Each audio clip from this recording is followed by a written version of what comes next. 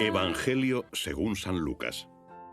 Vigilad para que vuestros corazones no se obcequen por el vicio, la embriaguez y las preocupaciones de esta vida, y venga de improviso aquel día sobre vosotros, pues caerá como un lazo sobre todos los habitantes de la tierra.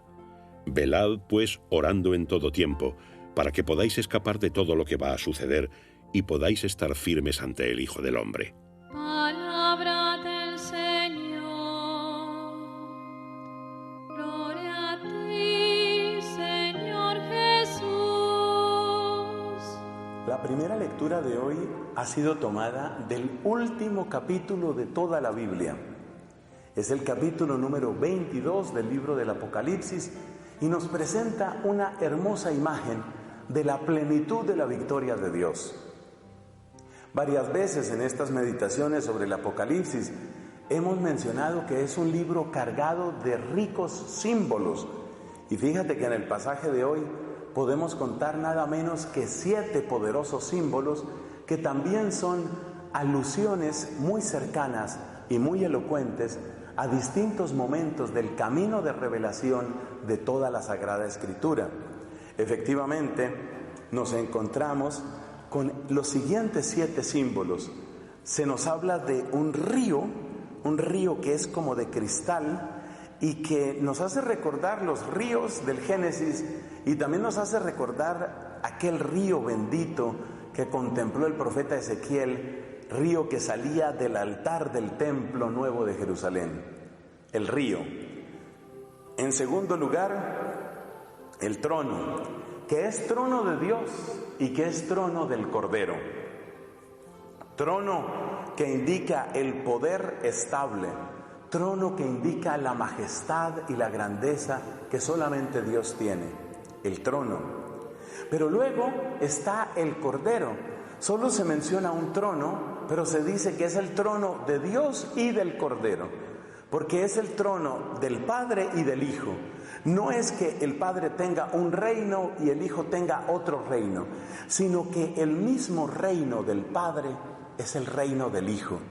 Así que ahí está el Cordero que fue mencionado varias veces en el mismo Apocalipsis con una expresión muy hermosa: Cordero degollado y victorioso. Ese es el mismo Cordero que aparece en el Evangelio de Juan cuando el Bautista señala a Jesús de Nazaret y dice: ese es el Cordero de Dios que quita el pecado del mundo. O sea que llevamos 3 imágenes: el río, el trono y el Cordero. Luego aparece el árbol que ya se mencionó, por ejemplo, en el Génesis, y este es el árbol de la vida. Si recordamos en el pasaje de la caída de nuestros primeros padres, ellos quedaron alejados del árbol de la vida, porque para quien está en el pecado, una vida prolongada no es un regalo, sino una tortura inmensa. Por eso Dios en su misericordia apartó a nuestros primeros padres de ese árbol de la vida. Pero ahora que la victoria de Dios es perfecta, entonces ahora sí que se puede hablar nuevamente del árbol de la vida. O sea que ese árbol hace referencia al libro del Génesis, pero una vez más también hace referencia al profeta Ezequiel, porque el río que salía del altar del templo de Jerusalén en la visión de Ezequiel era un río que abundaba en distintas y maravillosas cosechas. Había árboles que daban fruto cada mes y cuyas hojas eran medicinales, y esa es exactamente la descripción que nos presenta el Apocalipsis con respecto a este árbol que está junto al río.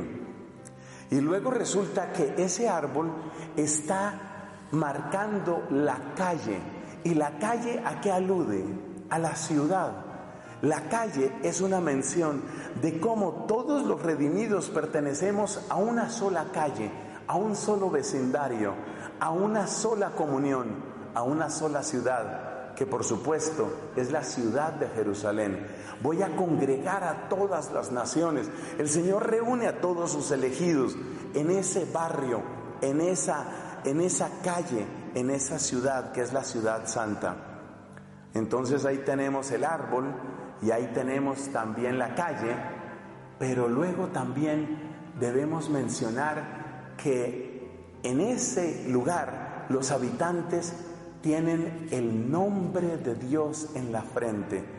Una nueva alusión a un texto hermoso de Ezequiel, porque Ezequiel dice que los elegidos de Dios estaban sellados por el mismo Dios, como una especie de tatuaje, pero no tatuaje con esas tintas que andan por ahí por nuestras calles, con las cuales muchas veces se hacen figuras satánicas o figuras obscenas. No ese tatuaje obsceno o satánico, sino el tatuaje del nombre de Dios, el valor del nombre de Dios.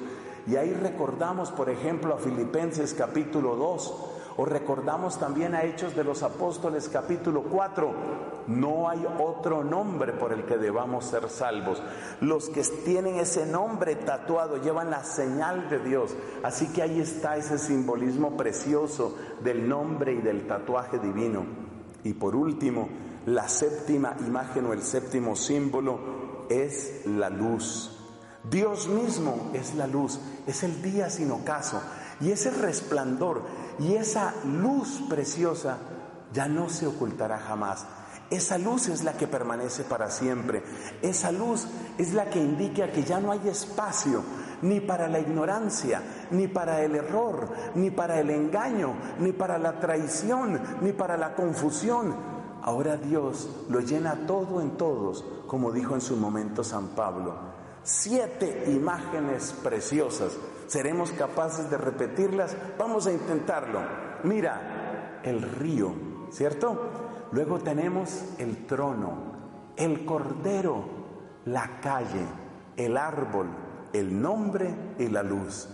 7 símbolos que vienen a ser como una corona en homenaje a la victoria de Dios.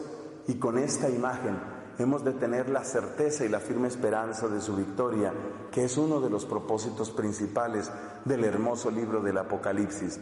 Que Dios nos bendiga y nos confirme con su gracia hasta la victoria final.